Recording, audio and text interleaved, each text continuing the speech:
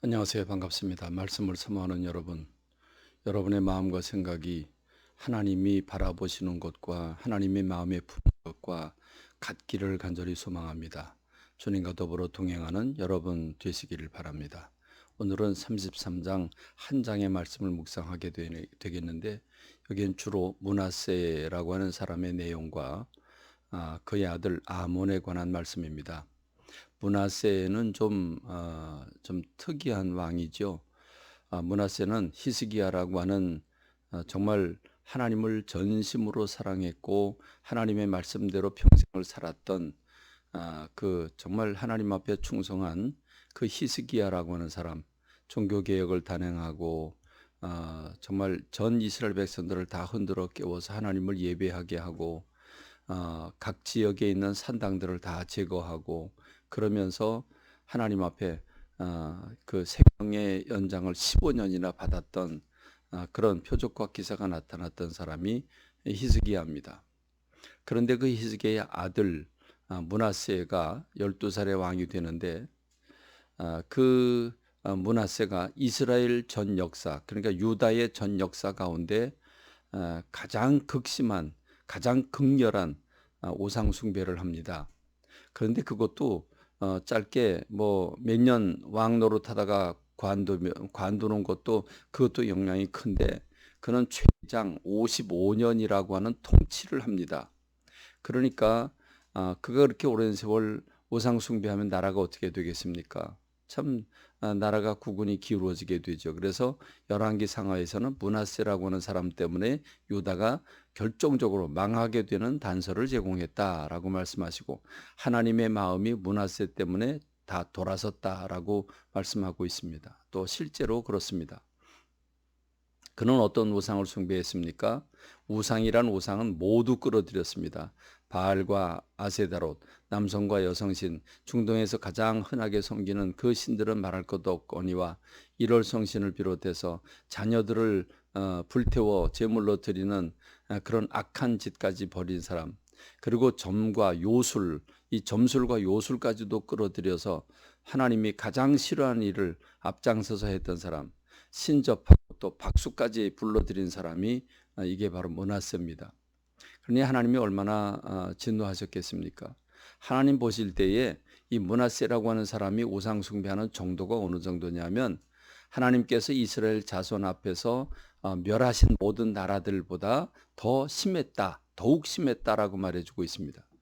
하나님께서 이스라엘 백성들에게 그 가나안 땅을 허락해 주실 때 가나안 땅에 7개 족속이 살고 있었습니다.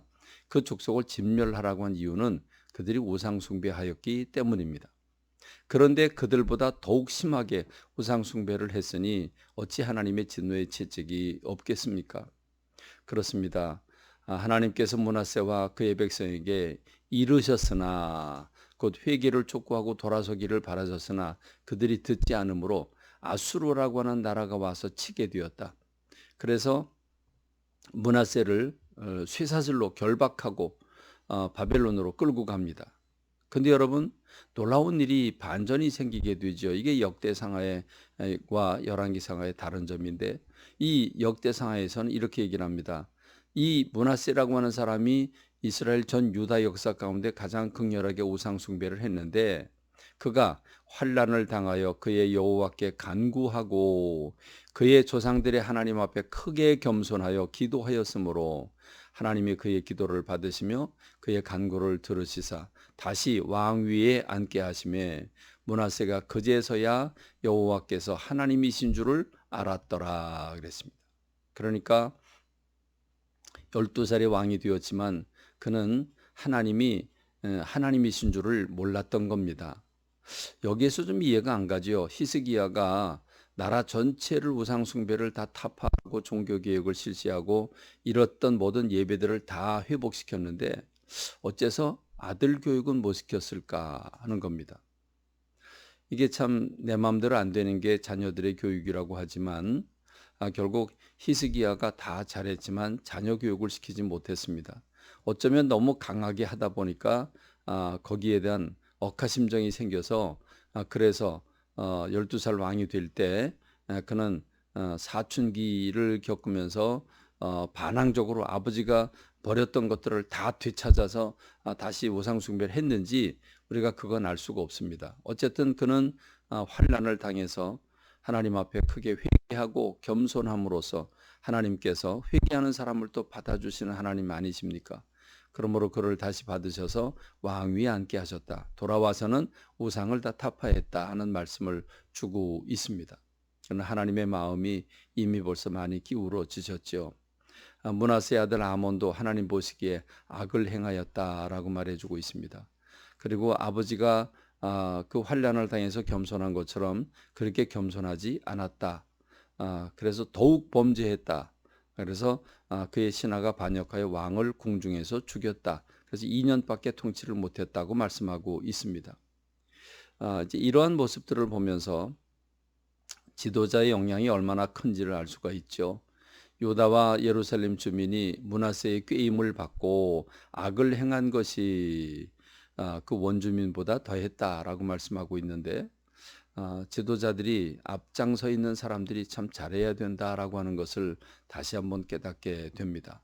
결국 이스라엘은 유다는 세상 사람들보다 못했던 겁니다.